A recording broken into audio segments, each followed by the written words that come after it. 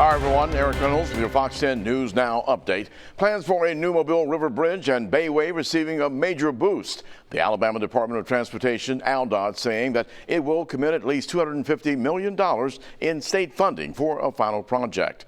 A letter from ALDOT says that it supports the framework that has been developed by the Eastern Shore MPO and the Mobile MPO. Eastern Shore MPO Chairman Jack Burrell told Fox 10 News this, quote, "I am extremely happy that ALDOT supports each point of the framework that was developed by the Eastern Shore and Mobile MPOs. Because ALDOT has listened to the concerns of the people of South Alabama, we are moving much closer to a solution to our traffic problems." Now, this would be one of the largest road infrastructure investments in Alabama history. Marco Perez, the man accused of killing Mobile police officer Sean Tudor, is sentenced on gun charges related to that shooting. Perez was originally charged with 4 federal charges, but a jury acquitted him of the 2 most serious. Those were using a firearm during a violent crime and killing a federal witness. The jury convicted Perez of 2 lesser offenses, receiving a firearm while under indictment and possession of a stolen firearm. The judge sentenced Perez to the max for both of those crimes and also gave him a 10-year sentencing enhancement based on the fact that Perez was on federal release on a separate gun charge.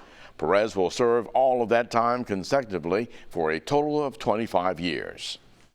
I think the judge understood really what this case was about, and at the end of the day, I think justice was done for Mr. Perez and for Officer Tudor. Mr. Perez was acquitted by a jury on the most two serious counts, which would have given him a life sentence without the possibility of parole. And I think that finding by a jury is going to have a big impact over in state court also.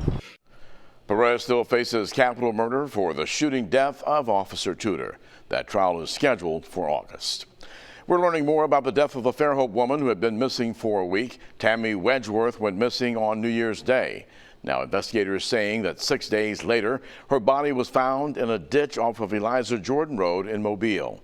Detectives arrested 33-year-old Kenneth Colburn and 35-year-old Amanda Miller. Colburn is charged with murder and fraudulent use of Wedgeworth's credit card. Miller is also charged with the fraudulent use of a credit card as well. Yesterday, a judge denied both suspects bond. The DA's office say that they were already out on bond when this alleged crime happened. The 2 suspects are expected in court for an arraignment in the next week. MPD says the case will be sent to the...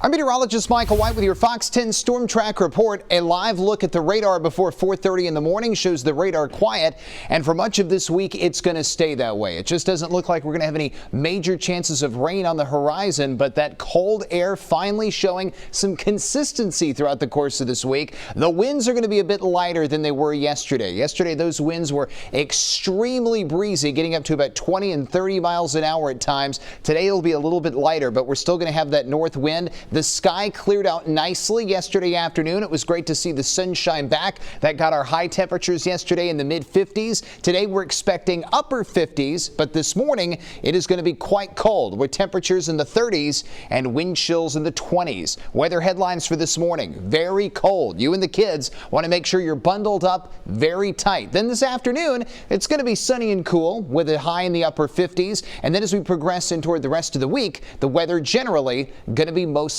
quiet. Here's a glimpse at that Fox 10 Futurecast, where it is going to be clear and quiet throughout the course of the day. Then as we move in toward tonight, we're going to eventually start to see the clouds thickening their way back up. Most of that will happen after midnight tonight, so we'll go from being sunny today to partly to mostly cloudy tomorrow. Here's how the next 7 days are going to stack up. Upper 50s today and tomorrow, mid to low 60s Thursday and Friday. Look at the morning temperatures. They'll go from the 30s for Wednesday and Thursday morning to the 40s Friday and Saturday morning, but Saturday is when our next cold front blows through, and then we get another drop in the temperature for Sunday and Martin Luther King Day on Monday. Mid to upper 50s for highs and mornings back into the 30s. We'll keep you updated on your weather throughout the day right here on Fox 10 News Now.